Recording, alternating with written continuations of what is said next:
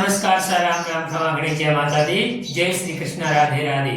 और हमारे साथ चलते न मैं आपका साथी भजन लाल। आप लोग देख रहे हैं भजन जामानी यूट्यूब चैनल। आज जितने भी दर्शक या श्रोतागण मेरे यूट्यूब चैनल पे सबका हार्दिक तहे दिल से स्वागत है। आज हम लोग माँ शारदे का पवित्र भंडार, माँ सरस्वती का भंडार, जो ज्ञान का भंडार है, आज हम विद्या रूपी धन का महत्व समझेंगे कि जो भी पढ़ रहे होते हैं, जो भी लिख रहे होते हैं, जो भी सीख रहे होते हैं, विद्या रूपी धन का क्या महत्व है जिंदगी में, विद्या रूपी धन का क्या महत्व है जिंदगी में। तो देवताओं के मर्माणी संस्कृत में एक श्लोक आता है कि यह पूर्व है को अपनी विद्यते तभारती वह तो वृद्धि मायाती स मायाती संस्यात। और हिंदी में सरस्वती के भंडार की बड़ी अपूर्व बात, जो खर्चे क्यों बढ़े बिन खर्चे घट जात। और मारवाड़ी में पता सड़ा क्यों, घोड़ा आड़ा क्यों, रोटी जली क्यों, विद्या भूली क्यों। अर्थात अपूर्व को अपनी विद्युत तो भारती, माँ सरस्वती का जो भंडार है, विद्या का जो भंडार है, ज्ञान का जो भंडार है, माँ शारदे का जो भंडार है, ज्ञान है, विद्या है, ये भंडार बड़ा बेला है, यह भंडार बड़ा विचित्र है, यह भंडार बड़ा द्वितीय है, यह भंडार बड़ा अनोखा है। अपूर्व को विदित तो भारती अलबेला कैसे वह तो हृदय मायाती। माँ सरस्वती के भंडार को, ज्ञान को, विद्या को हम जो जो बांटेंगे, जो जो किसी को सुनाएंगे, जो जो प्रसार करेंगे, त्यों त्यों बढ़ता जाएगा। हमारे पास विज्ञान की बात है, हम आपको सुनाएंगे, आप आगे जाके सुनाओगे, तो विद्या रूपी धन है वो बढ़ता जाएगा। सहमति संस्यात, अगर आपके पास विद्या है, ज्ञान है, उसको आप किसी को बताओगे नहीं, उसका फेरा नहीं लगाओगे, रिवाइज नहीं करोगे, पुनरावृत्ति नहीं करोगे, रिवीजन नहीं करोगे, तो विद्या रूपी धन आपके पास पड़ा पड़ा एक दिन ऐसा आएगा, आप खुद विस्मृत हो जाओगे। उस विद्या रूपी धन को आप खुद एक दिन भूल जाओगे। और हिंदी में सरस्वती के भंडार की बड़ी अपूर्व बात, माँ सरस्वती के भंडार की बड़ी अनोखी बात है। जो खर्चे क्यों बढ़े, जो जो हम इसको खर्च करते जाते हैं, त्यों त्यों धन बढ़ता जाता है, बिन खर्चे घट जाता। और अगर हम ज्ञान की बात किसी को बताते नहीं है, तो धीरे धीरे ये बात हमसे पुनरावृत्त नहीं हो पाती, हमसे रिवाज नहीं हो पाती है, और वे बातें हम खुद भूल जाया करते हैं। तभी तो कृष्ण ने कहा कि पत्ता सड़ा क्यों, पत्ता जमीन में पड़ा होता है, पत्ता अगर जमीन से बाहर नहीं निकाला जाता है तो धीरे धीरे पत्ता सड़ जाता है और मिट्टी बन जाता है। घोड़ा आड़ा क्यों, घोड़ा बार बार घुटने के बंधा हुआ होता है अस्तबल में, और घोड़े को कभी दौड़ाया नहीं जाता है, तो घोड़ा कभी रेस या दौड़ जीत नहीं सकता। रोटी जली क्यों, रोटी हमने तवे के ऊपर डाल दी, वापस रोटी को फेरा नहीं, उल्टा घुमाया नहीं, रोटी जल करके कोयला बन जाएगी।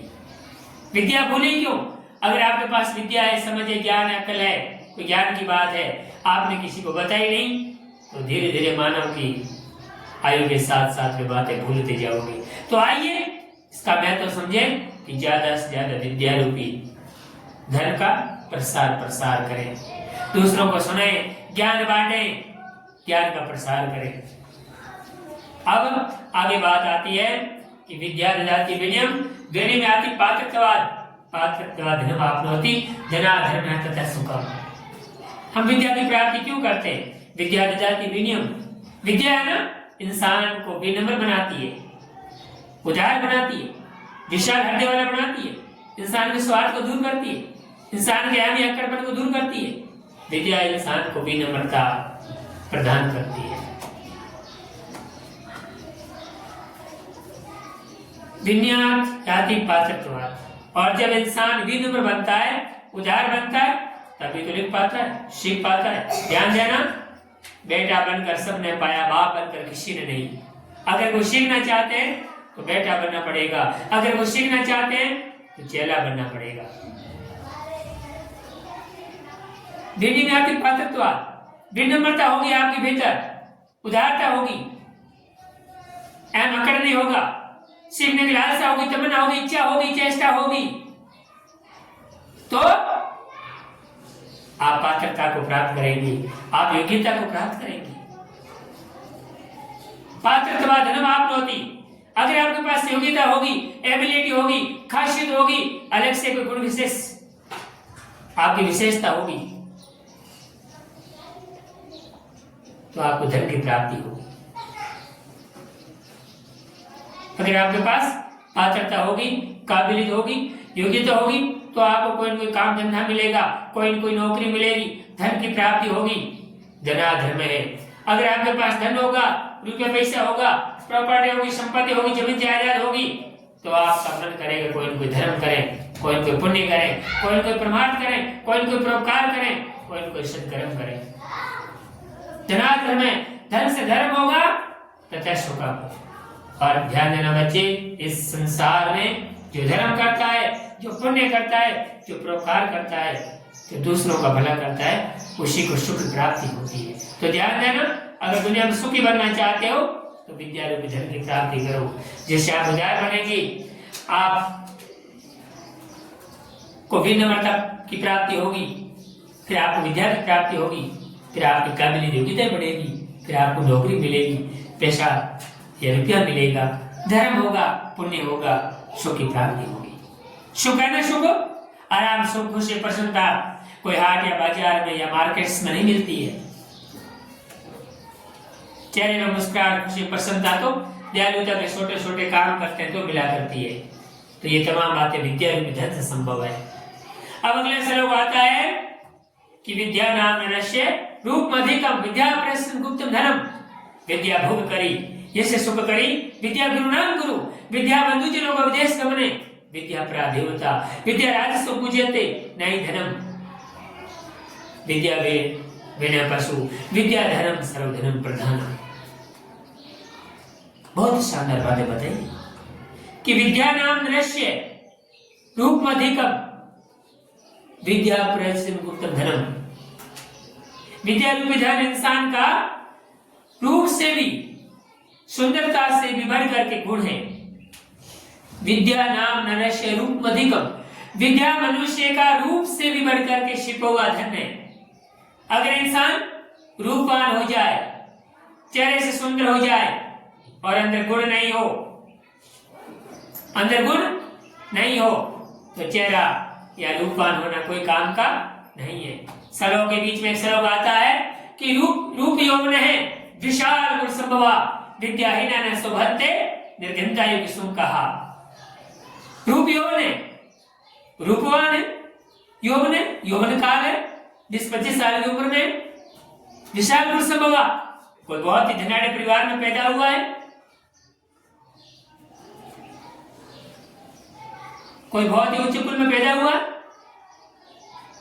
विद्याहीना शोभन्ते, भले ही वो रूपवान हो, भले यौवन काल से गुजर रहा हो, भले ऊंचे परिवार में पैदा हुआ हो, प्रॉपर्टी संपत्ति जमीन जायदाद वाला है, माँ बाप बहुत पैसे वाले हैं, लेकिन ध्यान देना, माँ बाप की प्रॉपर्टी संपत्ति औलाद के रूप में कोई धन दौलत नहीं है, माँ बाप के संस्कार है। विद्याहीना शोभन्ते, भले इतना होते हुए भी अगर उसके पास विद्या नहीं है, अगर उसके पास ज्ञान नहीं है, तो शोभा नहीं दे पाएगा। निर्गंधा एक टेसू का फूल होता है, बड़ा खतरनाक होता है, दिखने में बहुत सुंदर लगता है, लेकिन कहीं हाथ में लग जाए तो खुजली जैसा रोग, ऐसा रोग हो जाए कि इलाज भी नहीं हो, और कहीं नाक लग जाए, नाक तक मर जाए। समझे? तो विद्या रूपी धन है ना, ये मनुष्य का चेहरे से भी सुंदर छिपा हुआ रूप है।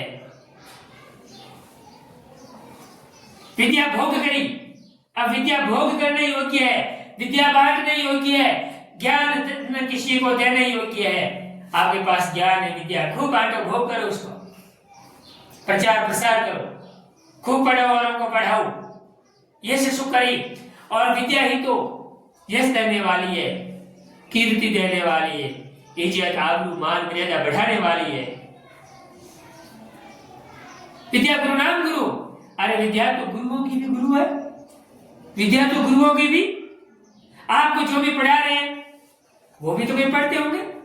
जैसे मैं आपके बीच में खड़ा हूं, आप भी विद्यार्थी हो, मैं भी विद्यार्थी हूं, तो विद्या गुरु नाम गुरु, विद्या रूपी जो धन है वो तो गुरुओं का भी गुरु है। विद्या बंधुजनों विदेश गमने, अगर कोई पढ़ा लिखा है, होशियार है, पास में विद्या है, ज्ञान है और विदेश में जाता है, कहीं पेशावर जाता है, फॉरेन में जाता है, विद्या बंधुजनों विदेश गमने, तो विद्या विदेश में भाई के समान काम आती है। जिस तरह से घरों में भाई भाई के काम आता है ना, वैसे ही अगर कोई पढ़ा लिखा आदमी है, विद्या प्राप्त है, ज्ञान प्राप्त है, तो दुनिया में किसी भी कोने में जाएगा तो विद्या उसके भाई के जैसा काम करेगी। विद्या राजस्व पूज्य थे और आज तक जितने भी धर्म ग्रंथ है, इतिहास उठा करके देख लो, राजा महाराजाओं ने विद्या रूपी धन की पूजा की है, धन की पूजा नहीं की है। सोने चांदी हीरे मोती किसी खजाने के आगे रख करके किसी ने पूजा नहीं की है, बल्कि मां सरस्वती मां शारदे के लोगों ने पूजा की है, विद्या रूपी धन की पूजा की है, ज्ञान की पूजा की है। आज जहाँ कहीं हम लोग बड़े बड़े मंच देखते हैं, बाहर कोई गुणवान, कोई बुद्धिमान, कोई बुद्धिजीवी, कोई विद्या प्राप्त, कोई ज्ञान प्राप्त है, इंसान हमेशा पूजा जाता है। विद्या राजस्व पूजे थे, विद्या की तो राजा महाराजाओं में पूजा होती आई है, नहीं धन की कोई पूजा नहीं होती है। हाँ, धनतेरस दिन मां लक्ष्मी की जरूर पूजा होती है, वो माँ की पूजा होती है, लेकिन दुनिया में कुल मिलाकर के किसी धनी इंसान की कभी कोई पूजा नहीं होती है। लेकिन कोई पढ़ा लिखा विद्वान है, उसकी पूजा होती है, उसको लोग आदर्श मानते हैं, उसका कहना मानते हैं, उसके अनुसार चलते हैं। विद्या राजस्व पूजित नहीं धनम, विद्या बेने पशु। अब ध्यान देना, जिसके पास विद्या नहीं है, जिसके पास ज्ञान नहीं है, पहले दुआ हुआ करता था कि माता शत्रु पिता वेरी भय, माता शत्रु पिता वेरी बालो न पाटित है न शोभते सभापति हंस मदे वघोयता। माता शत्रु पिता वेरी बालो न पाटित है न शोभते सभापति हंस मदे वघोयता। वह माता शत्रु है और वो पिता वेरी है जो अपने बाल बच्चों को नहीं पढ़ाते, जो अपने बाल बच्चों को स्कूल नहीं भेजते।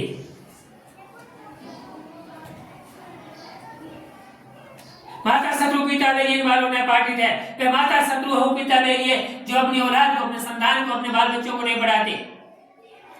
न सोबते सभापति हंस मदे वघोयता। जिस प्रकार हंसों की टोली हुआ करती है, उसमें बगुला शोभा नहीं दे पाता है, अलग ही दिखता है।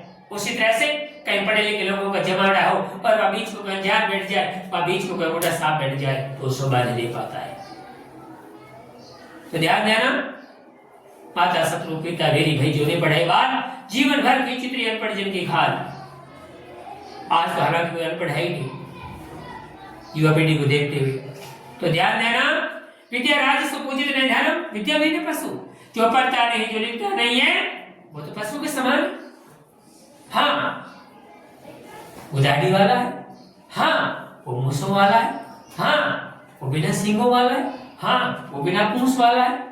लेकिन फर्क इतना ही है कि जो पशु है ना, वो पूंछ और सींग वाला है और विद्या भिन्न, विद्या भिन्न। नीति शतकम परिचरित लेगा कि ये सामने विद्या न तपो न बलम न ज्ञानम न शीलम न गुण धर्म है, ये मर्त्य लोग है भूभार भूता मनुष्य रूपण मृगास चरंती। कि जिस व्यक्ति के पास न विद्या है, न तप है, न बल है, न ज्ञान है, न शील है, न गुण है, न धर्म है, वह मनुष्य इस पृथ्वी पर केवल भार स्वरूप है, धरती माँ के ऊपर केवल भार स्वरूप है, बेकार है, निगमा है।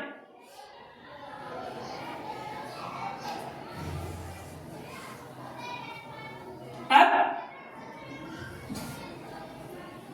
विद्या बिना पशु, वो तो बिना पूंछ और सींग वाले पशु के समान है। फर्क इतना ही है कि ऐसा मनुष्य दाढ़ी और मूंछ वाला है और जो पशु होता है वो पूंछ और सींग वाला होता है। ये तो पशुओं का सौभाग्य है कि ऐसे बिना पूंछ और सींग वाले, दाढ़ी और मूंछ वाले, ये पशु घास नहीं खाते। अगर ऐसे बिना पूंछ और सींग वाले, दाढ़ी और मूंछ वाले,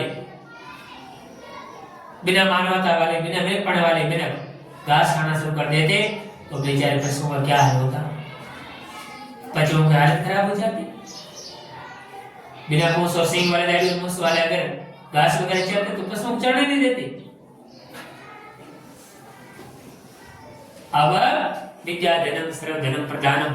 विद्या के भी जो धन है ना वो सभी धनों में प्रधान है, बड़ा है। क्यों?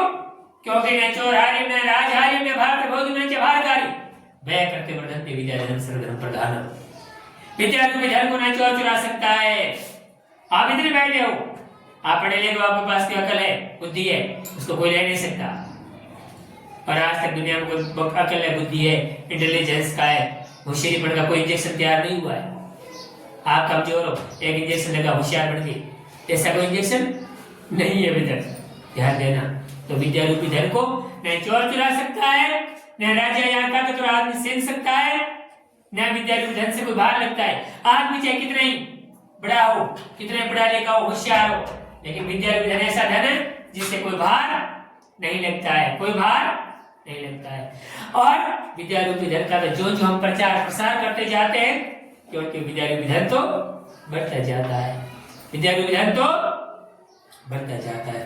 तभी तो मैं सबसे कहता हूँ, जो भी मेरा YouTube चैनल भजन जामणी चैनल को देख रहे हैं, आपसे मेरा निवेदन है कि अगर आपने मेरे YouTube चैनल को सब्सक्राइब नहीं किया है तो सब्सक्राइब करना कभी न भूलें। सब्सक्राइब करें, लाइक करें, शेयर करें, कमेंट करें और घंटे का बटन जरूर दबाएं। क्यों? क्योंकि ये तो एकमात्र ऐसा YouTube चैनल है जिसपे शिक्षा, संस्कार, संस्कृति, सभ्यता, हेरिटेज, विरासत, धरोहर, यहाँ तक कि सत्संग, तो आधी घड़ी आधी में पौनी आध, तुलसी संगत साध की हरे कोटि अपराध, ये जहाँ हिंदुस्तान की तीन पीढ़ियां एक ही जगह बैठ करके जिस YouTube चैनल को देख सके, वो भजन जामणी नाम का चैनल है। तो इसको देखना कभी नहीं भूलें। और आखिरी मैं तो नहीं कहना चाहूंगा कि विद्या देती नहीं कल्पना, विद्या देती नहीं कल्पना, कल्पना लाती नए विचार, नए विचारों से मिले ज्ञान, ज्ञान बने हमको मान। जय मां भारती, वंदे मातरम, जय श्री कृष्ण।